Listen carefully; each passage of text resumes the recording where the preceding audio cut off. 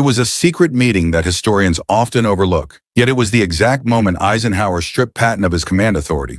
On February 5, 1945, amidst the ruins of Bastogne, the Supreme Commander and his most aggressive general faced off in a chilling confrontation that would redefine the final months of the war. With the Ardennes under a suffocating shroud of winter, a brutal collision of egos and doctrines threatened to tear the Allied war effort apart from within.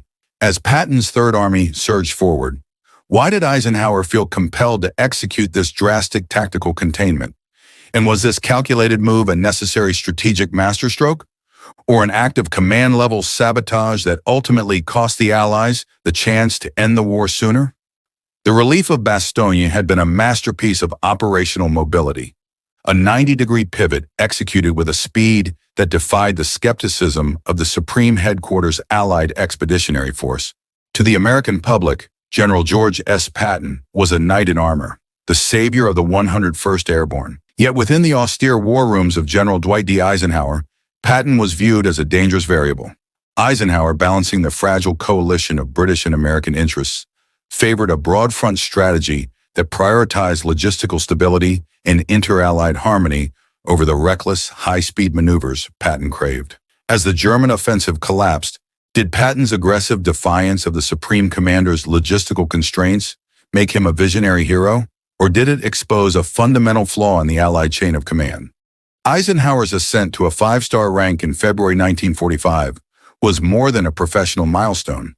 It was a solidification of his role as a diplomatic arbiter rather than a pure field general. He understood that the war in Europe was as much a political minefield as a military one, requiring the delicate management of Field Marshal Bernard Montgomery, whose pride and sense of strategic superiority were growing thorns in the side of the American staff. Patton, however, had no patience for the political theater of the Supreme Command. If you were a commander watching your army's fuel and ammunition being throttled to satisfy the ego of a rival general, would you obey the orders of your superior, or would you risk your career to maintain the momentum of your victory? The friction had been simmering since the Verdun meeting on December 19, 1944, where Patton had famously quipped to Eisenhower that he could come to the Supreme Commander's rescue every time he got into trouble. While the joke broke this tension of the German breakthrough, it solidified a reputation for Patton as an arrogant, albeit subordinate, who viewed the CHAF staff as logistical cowards. Eisenhower, ever the pragmatist, saw the necessity of controlling such a force of nature, yet he needed Patton's Third Army to secure the southern flank while the main effort shifted north. Was Patton's dismissal of the logistical risks a stroke of military genius, or was he gambling with the lives of thousands of his men to satisfy his own legend? By late January, the broad front was no longer just a strategy, it was a rigid cage. Eisenhower, pushed by the need to secure the Ruhr industrial region and appease British sensibilities, issued strict directives that curtailed the movement of the Third Army. The supplies that Patton's men fought to obtain were diverted northward to support Montgomery's operations. For a man who lived by the motto of attacking from the rear, being forced into a static, defensive, active posture was an insult. What does it do to the psyche of a general when his greatest strength, his speed, is deliberately shackled by the very man who promoted him? The logistical throttling was precise and calculated. Every gallon of gasoline, every shell for the 155mm howitzers was rationed with a frugality that suggested the war would be won through bureaucracy rather than blood.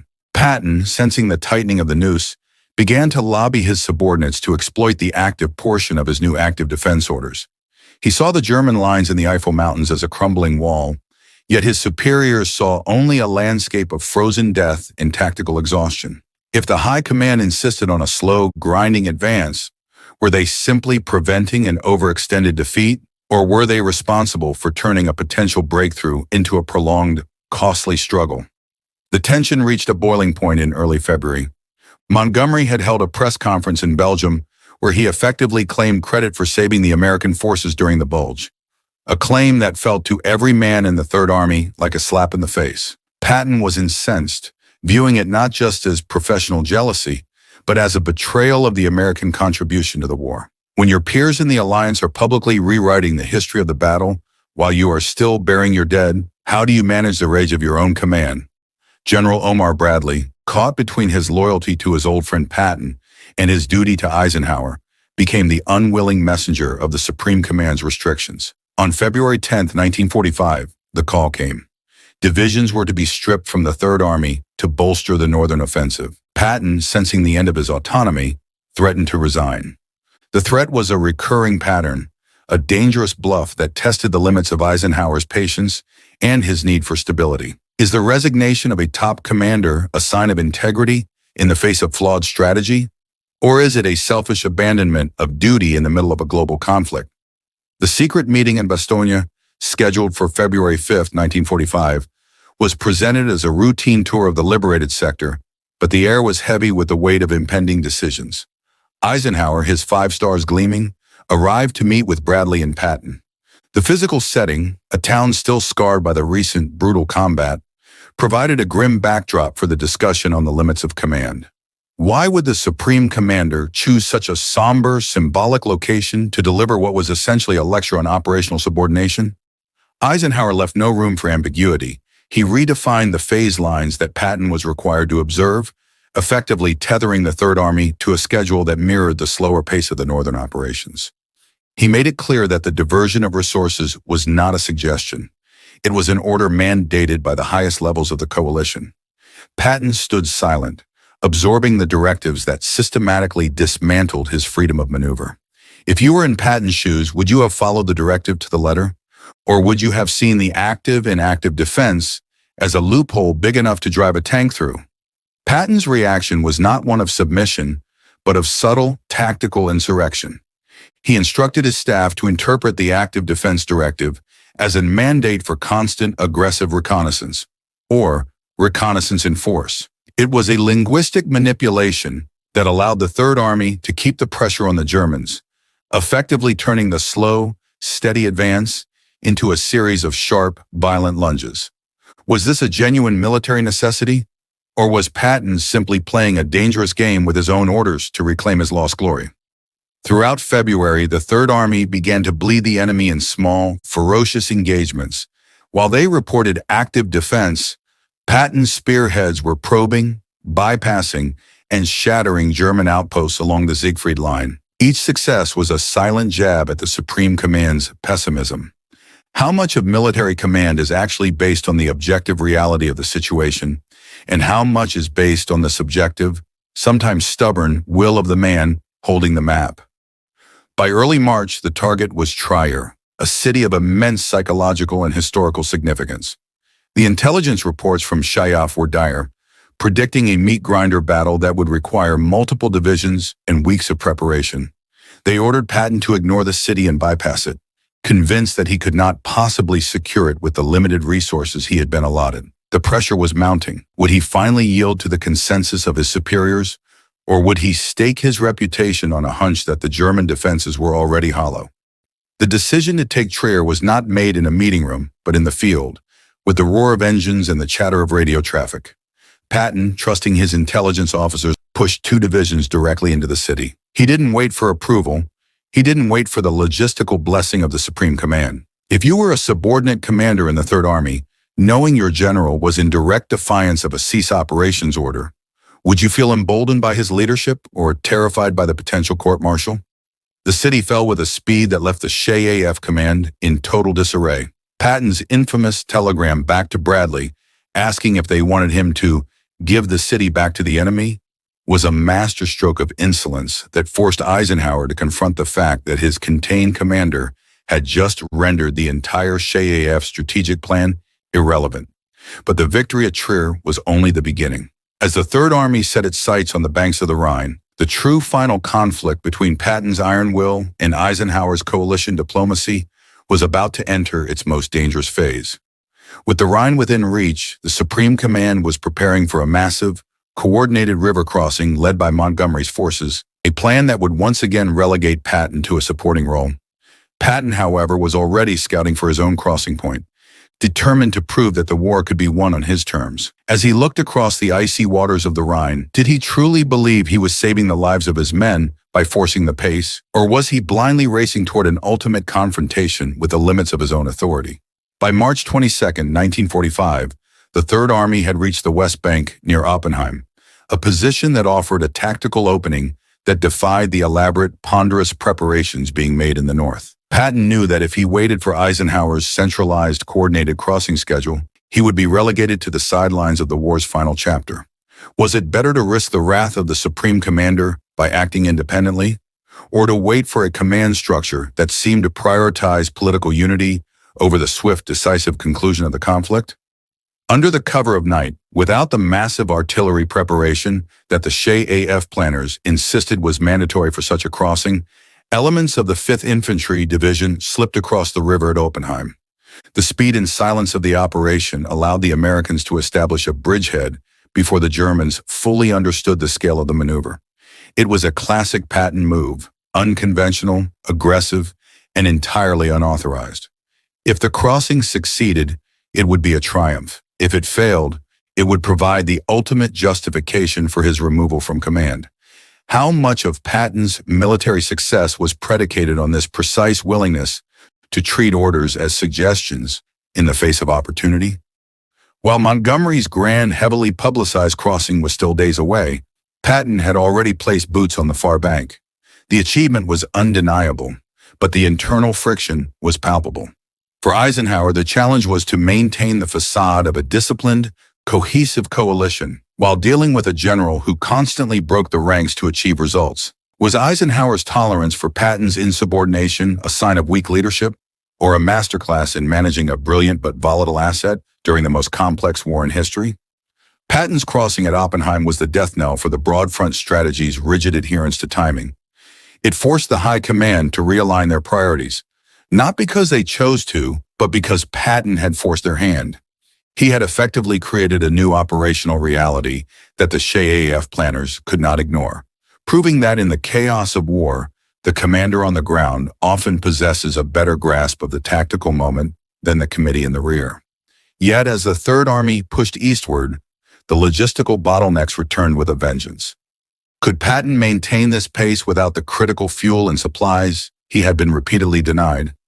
The logistical reality was a constant shadow over Patton's ambitions. In March 1945, the Third Army frequently outran its supply lines, leading to tense radio exchanges where Patton demanded every spare gallon of gasoline, often at the expense of other units. This competitive scramble for resources further strained his relationship with Bradley and the SHA-AF staff.